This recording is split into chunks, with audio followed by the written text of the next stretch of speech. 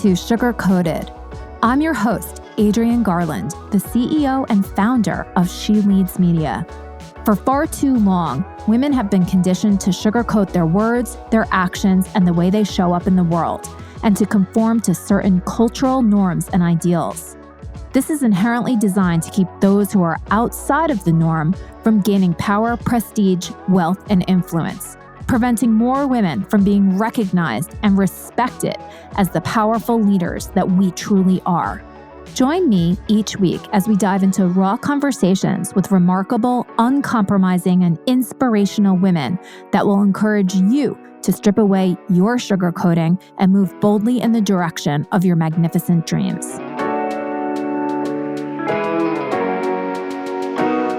Hi, everybody, and welcome to Sugar Coated. I'm thrilled to introduce my next guest to you. Her name is Dorothy Illson, and she's the founder of Needle's Eye Media. It's a boutique digital agency for data-driven businesses looking to scale. Dorothy's also the co-founder and CEO of The Gig, a digital media company that helps freelancers acquire and profit from high-income online sales in 7 minutes a day or less through their flagship email newsletter. Welcome to Sugar Coated, Dorothy. Thank you for having me. I'm so excited to be here. Yes, I am so excited just to kind of dive into this whole world of, digital advertising, what data-driven really means, and also you as a woman founder, a woman leader. So let's kind of take a step back before we dive into all the business stuff, and let's learn a little bit about you. So how did you get to sort of where you are right now as we're speaking? Yeah, absolutely. So I did not plan on being an entrepreneur, at least, not at 25, which is, when I started my business.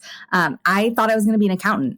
And I, really had this laser focused goal. I wanted to get a job with, the big four, did my internship, landed the job that I'd worked so hard to get, and then just had this mental crisis of realizing I'm doing this for all the wrong reasons. I'm not excited about this job. I don't like accounting. It's really just this, cookie cutter idea of what I thought success meant, what I thought my parents wanted, what I thought would make people, feel a certain way about me. And so I decided to throw it all away and take a leap. And so ended up giving up my job offer 2 weeks after I graduated, and ultimately went to go, didn't really know what I was going to do or where I was going to land, but through some, twisted turning events, the universe showed me an opportunity and went to work for a startup here in Chicago, was there for a few years, and then took another leap to go off on my own and start the agency. That's amazing. And, you're lucky in the fact that you recognized early on after you got a taste of, the corporate world and accounting. And I was actually in that world right before I started my business, but that had been after a career in, finance and marketing.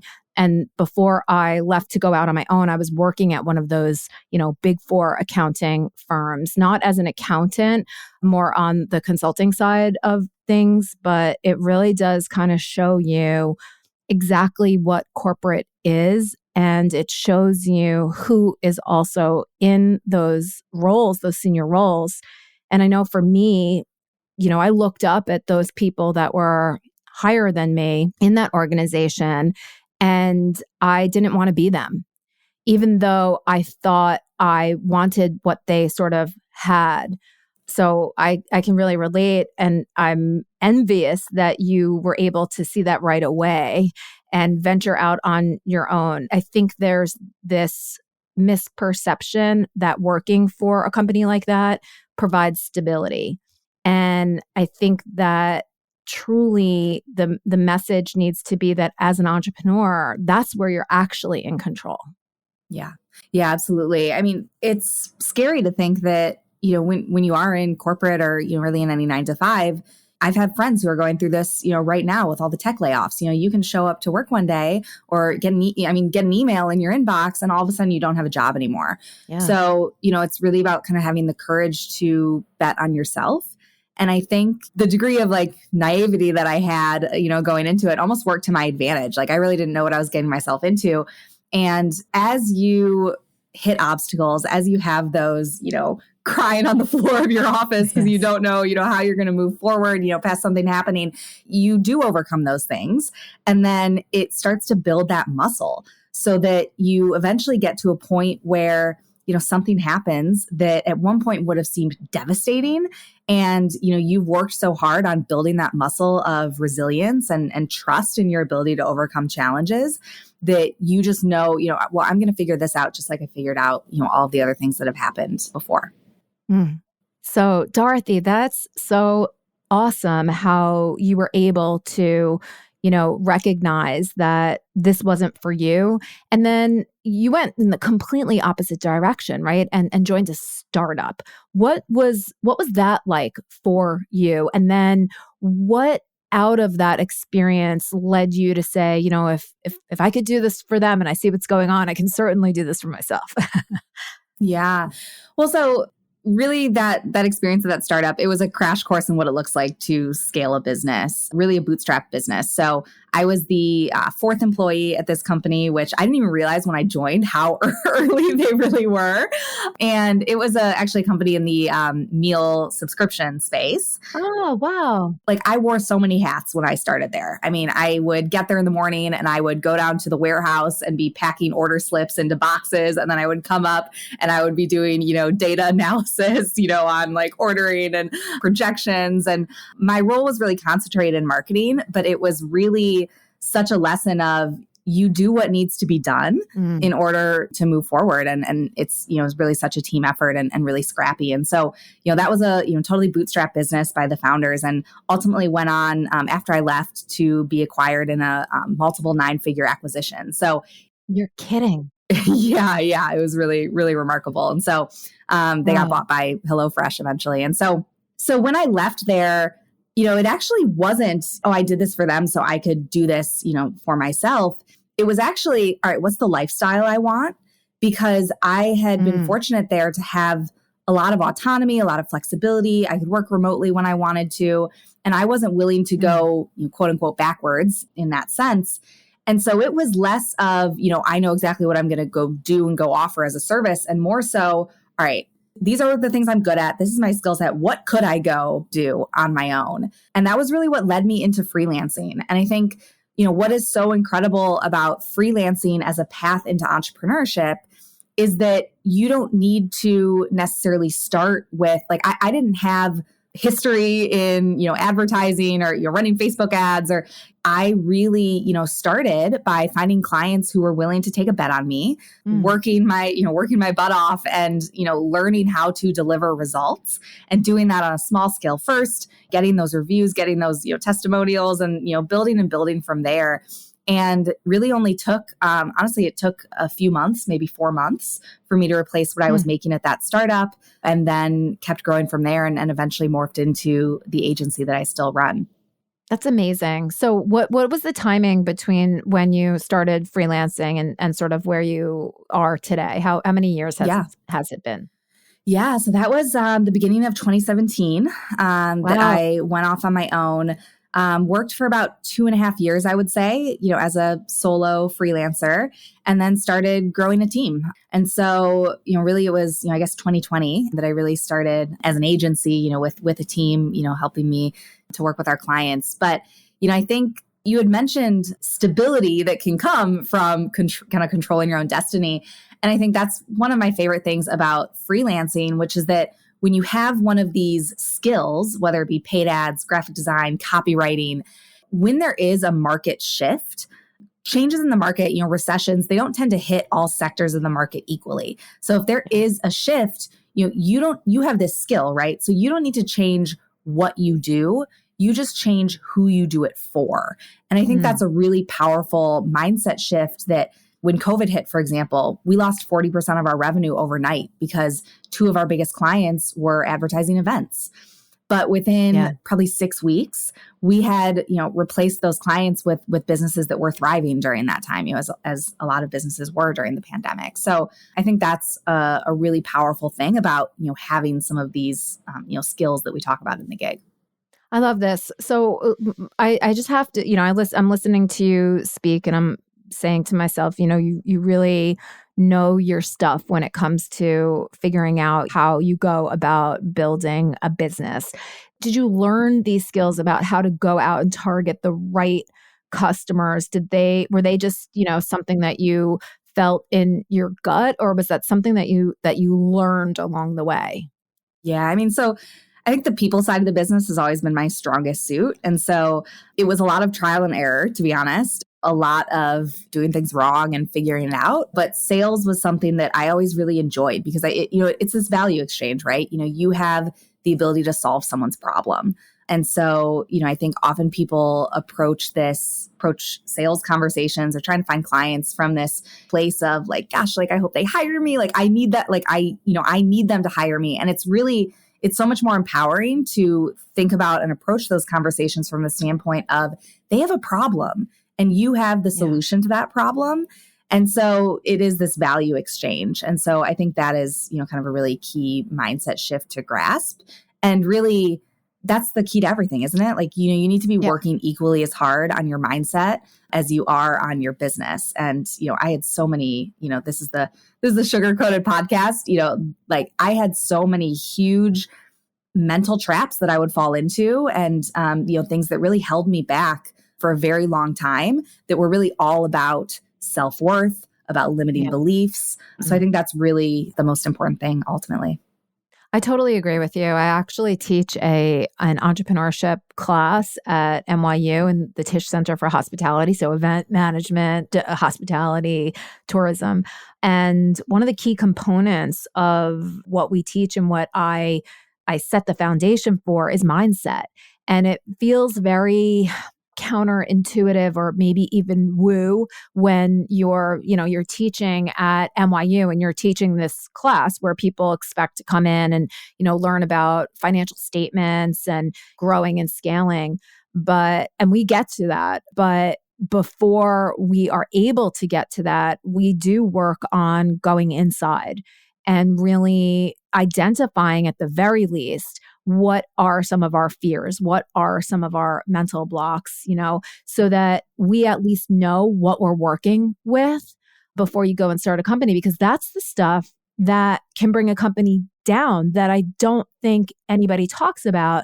And especially, I'm super focused on women. And I think that women, unfortunately, and again, sweeping statements, but, women do fall into the exact same traps that you're talking about. We have a lot of self-doubt that I don't think it's ours. I think it's society makes us believe that that's how we need to be in order to be accepted. And so we take on something that's not ours. And then all of a sudden we realize we have it. And then we definitely need to unwind it because we're amazing. We can figure anything out, And it's unfortunate because I do think that there's a lot of time and energy wasted toward unraveling something that wasn't ours to begin with. And so I do have to ask, did you have this innate sense of confidence in yourself going into starting a business? Of course, people fall into mind traps and everything, but did you have a base of confidence? I would say, I did in the sense that I knew that I was going to do whatever it took to, make this happen and to, continue like working for myself was the ultimate goal. And, I knew that I would push through and that I would be scrappy.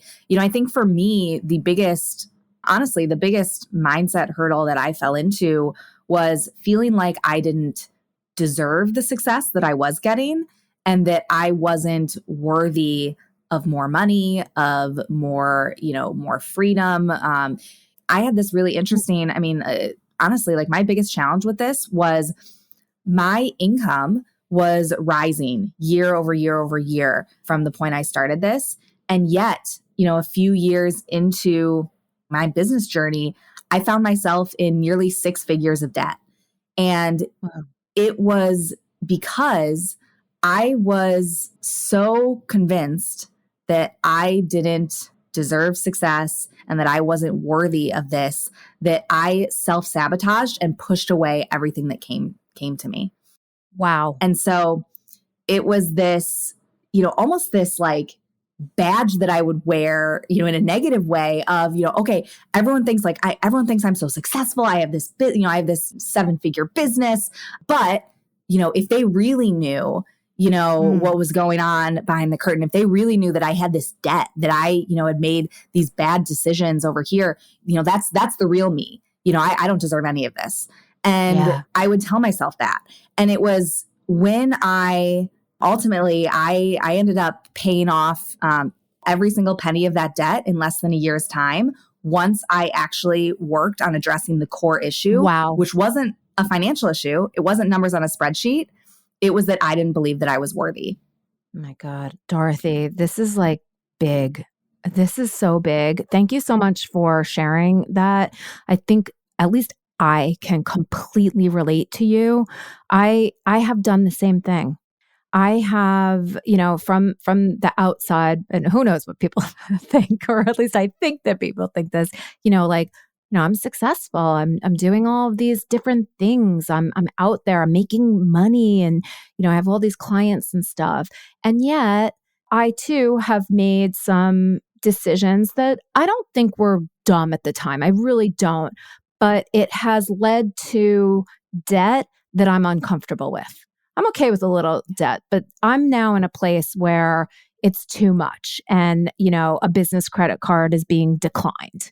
And that is something that feels really scary to me. And I wonder why, I did it. And I think that for me, you just hit on something like really deep. It's almost like this really deep-seated belief. Again, don't know if it's mine or societal, but that I'm not really successful, right? It's all a show. It's all a freaking show. So what did you do to address that core issue and get yourself out of that and into this place? Because I think a lot of people I really do think a lot of people can understand this and they want to get out of it. Nobody wants to be in debt like this. Yeah. I mean, first of all, I will say it is so common. You start joining masterminds and, networking with, higher level business owners, and you realize like so many people, there's so much more going on behind the scenes than you might think, just looking at someone.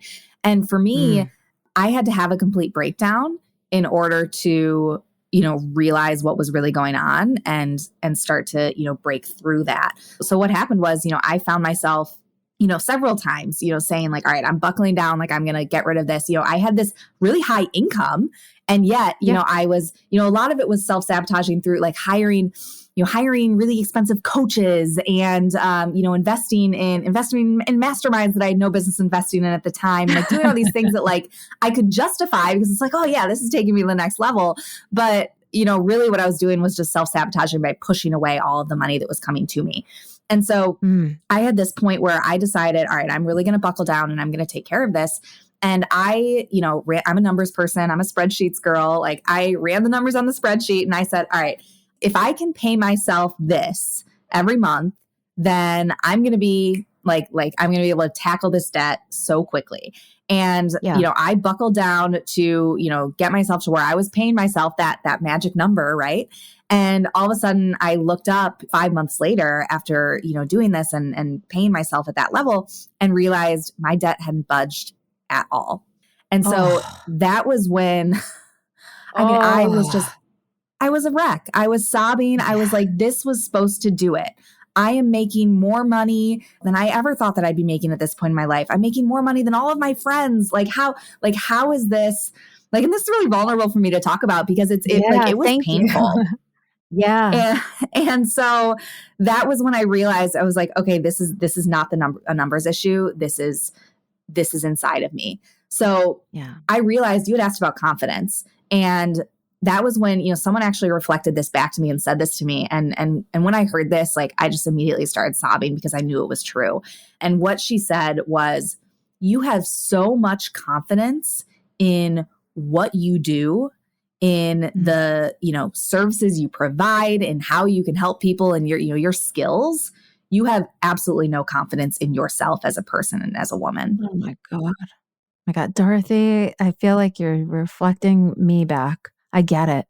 I get it. I'm the same Yeah. way. Confidence in the skills, I can do anything. But the self-worth part of it is shaky. Yeah. We need to Whoa. think about how we talk to ourselves, right? My sister reflected back to me once, that I was constantly saying things about how lazy I am. She was like, "You are the least lazy person I know. What are you saying?" Yeah. Because I tied my self-worth to my productivity. And if I wasted, 2 hours, messing around on my phone, I turned that into I'm bad. I should Yeah. feel shame. And Ugh. and so I think it's really about like sitting, like if you're in this position, if you're kind of, where I was in that kind of moment of devastation, many moments, Yeah. I really encourage you to sit with this question of, if you strip away everything that you do for other people, everything that you do for work, who are you? Like, Mm. who are you outside of what you do? Because all of that could go away tomorrow, but you would still have value to offer to the world. You would still have inherent value in just who you are, as a person, in the way that you show up, and the way that you are. And you don't need to earn that. You don't need to prove that. You just are worthy. And until you believe that, you won't be able to get through any of these issues that are numbers on paper, or are these kind of superficial problems that come from a lack of self-worth. So, I mean, I've actually, and I'll be vulnerable right back to you, I've actually gone into therapy because of this very issue, this lack of self-worth. And it was very confusing to me because I do have this incredible level of confidence in my skill set and that I can figure anything out. Like it feels so like, yeah, I know. Like there's such a deep knowing there.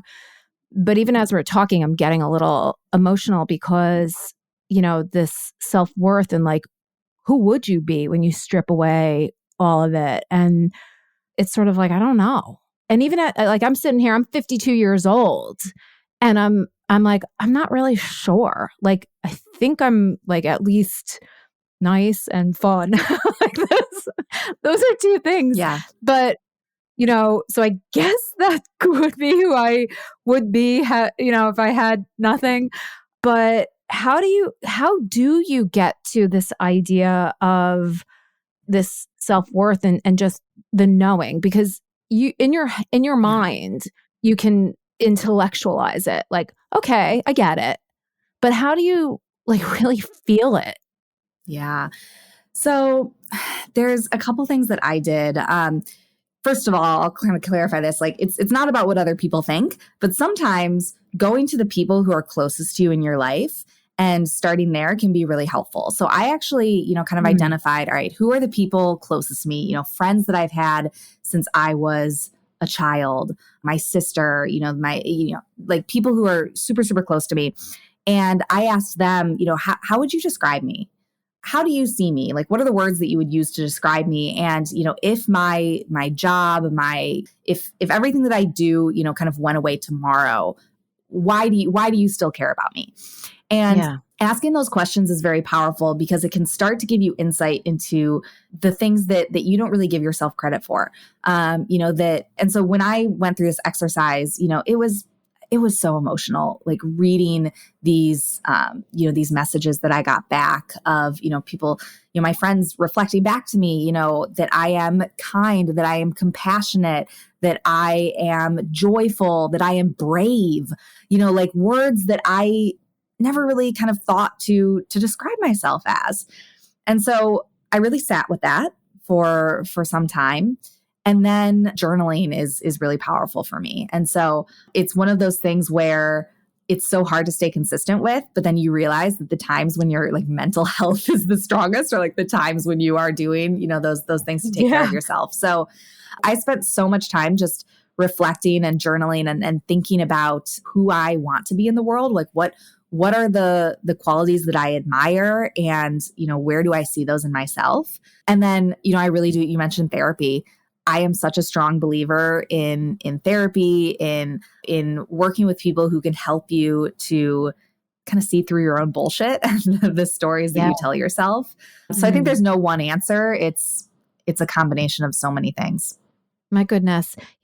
This conversation, I just feel like is really special. And I appreciate you just sharing your wisdom and your experience and being so vulnerable like this. It is definitely not what I expected to be talking about, but I'm so glad that we did. And maybe it's because I personally need to hear this. And it's funny because, I don't know you well, but what does come across to me just talking to you here is I do see a lot of joy and kindness just in your face and the way that you are. So that does come through like really clearly. So your friends are right.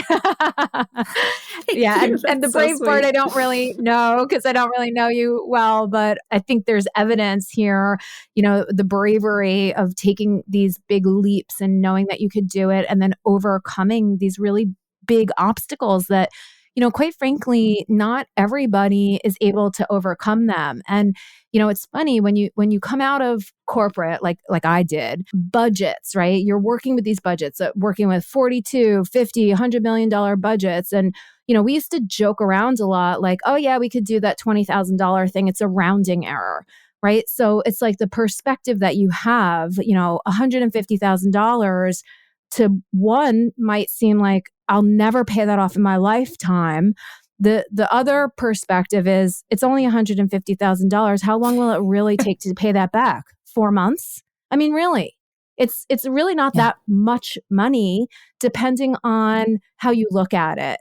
And I think that that's the power part of it too, right? If you look at it like, well, okay, $150,000, think I could pay this off in 6 months, no big deal.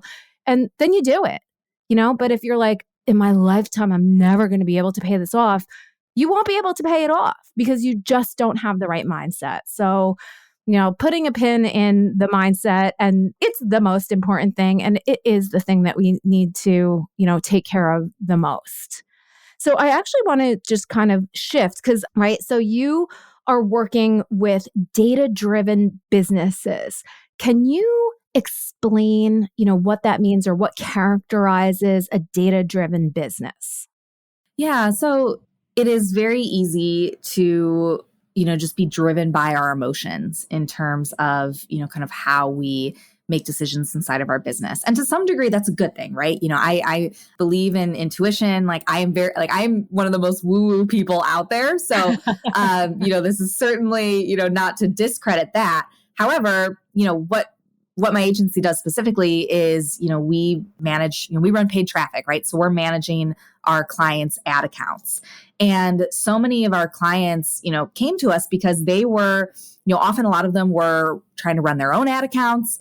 And when you are spending money, often a lot of money, driving traffic, to your business, it can be very stressful to log into your ad account and see like, God, I spent, even if it's $500 or whatever on this, this campaign and, I haven't gotten a sale yet. And like, oh my gosh, like what, like it can cause you to just really kind of react and make decisions inside of your ad account that, really are not rational in terms of, what the data is actually telling you. So when I say like, data driven, like we want to work with data driven clients, it's clients who understand that the numbers tell you what to do. The data tells you what to do. It tells a story. And if you can kind of have the perspective to step back and look, kind of see the forest for the trees, if you will, and to kind of learn to read the story that the data is telling you and where it's telling you to go next, then, you will ultimately get much better results from that. I love that. And that's such a perfect example too, because, that $500 that you spent that yielded quote unquote nothing, it might not have yielded the sale, but it will yield insight. And so then the next $500 that you spend is probably going to be however many times as efficient as that first $500. But you can never get there until you actually spend that first amount and gather the learnings. It's almost classic, the entrepreneurial way, right? Put something out there, test it, get feedback, and iterate. Right. That's the exact same concept. Yeah, exactly. And the only way that you can do that effectively is if you actually know your numbers, if you have your numbers, right? So, That's right. So what I encourage, like whatever your business is, whether you're e-commerce, services, digital products, understand the steps that someone goes through from first hearing about you, whether that's clicking an ad or, seeing you on Instagram, and lay out all of those steps between that first touch point and ultimately making the sale.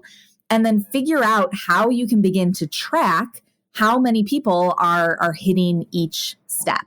So I'll give you a really simple example. Like when I first started freelancing, selling my services, managing Facebook ads, it was at the time, I was reaching out to people on Upwork. It's a freelancing platform where people kind of post jobs. So, my steps were, okay, I submit proposals.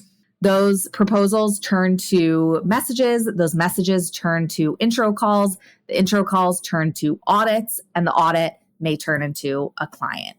So I had a spreadsheet where I would track, okay, like every single day, how many proposals did I send? How many people responded? How many of those turned into calls? How many turned into audits? How many turned into sales? And when you track those numbers or whatever your steps are, you can very quickly start to see where the breakdown is. Is your proposal ineffective? Or are you doing a great job at your proposals, but it's the sales calls or it's the audit? Or, you can, once you know where your leaks are in this, in this funnel, in this bucket, then you can work to plug those leaks and systematically close those gaps and improve, the ultimate results at the end. I love this so much. There's such gold in this whole entire conversation on a million different levels, but I really like this idea of, start with your passion, right? Like start your business with your passion, fine, or your skill set, and have a little passion, tap into your intuition. But very quickly, start thinking about your business as a business and as if you were a consultant working on someone else's business, where you remove yourself a little bit from the outcome, because otherwise you are going to start to, even if it's that there's a breakdown in what your example in the proposals, someone who has maybe some low self-worth, which I can relate to, starts to not think about how can I improve the proposal, but I suck at proposal writing. I'm a loser. My business is terrible. I'm never going to get this. Instead of being more like a scientist saying, oh, this isn't working. How can I tweak it? Let me go find other proposals that probably work, or let me test out 2 different proposals and see which one is better and then choose. Yeah. It's a different mindset. Mm-hmm. I just love this so much. And I think this concept works not only for sales, for ads, but for everything in your business, right? Take that step back so that you can approach things from more of a business mind, a logical perspective. That's the difference. Absolutely. Yeah. Yeah. Absolutely. I know how to preach it. I just need to practice it. Yes. Always easier said than done. Yes. So, yeah.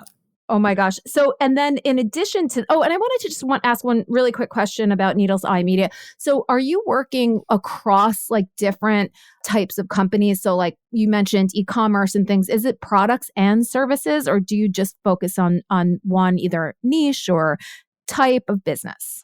Yeah.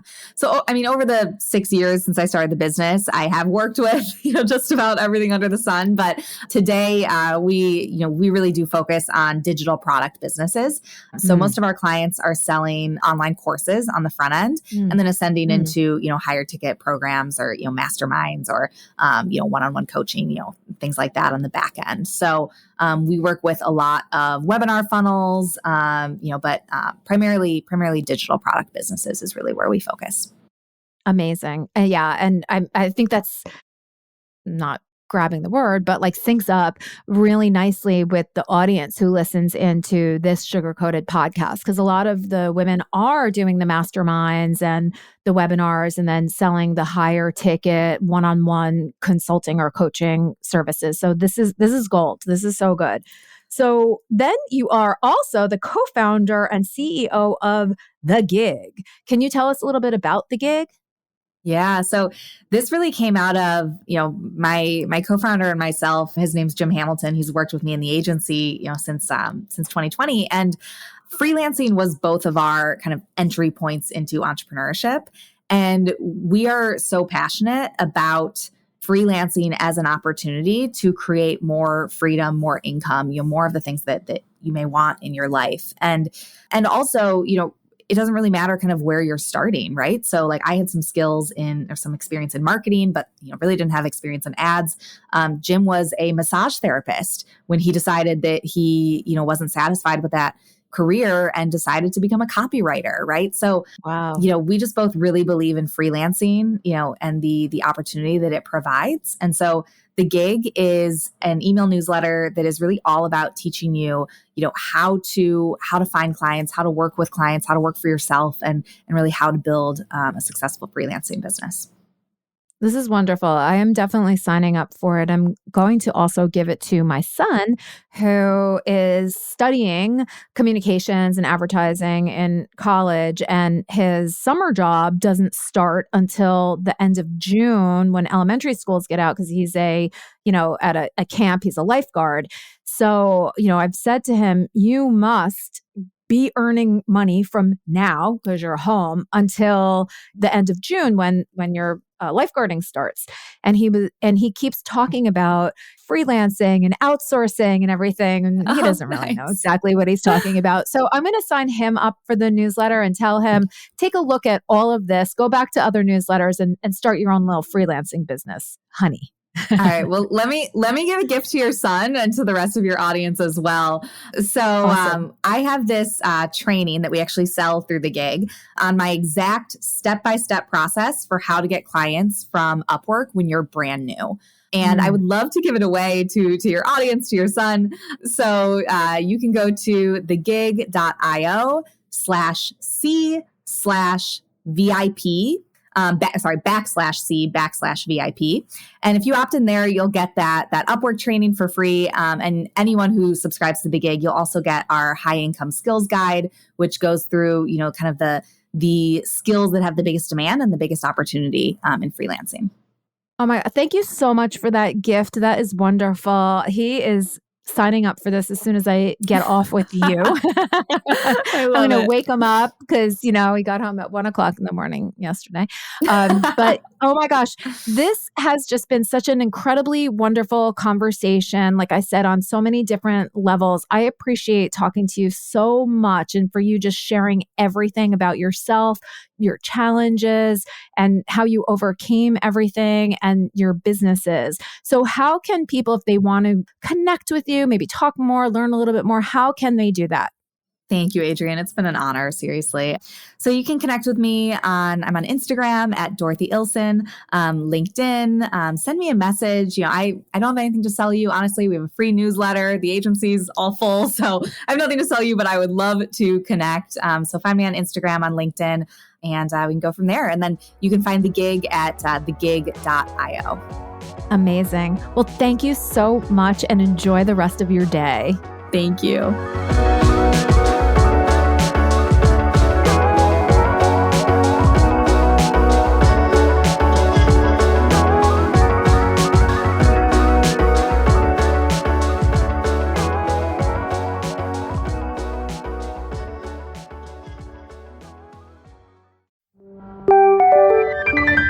This is the She Leads Podcast Network.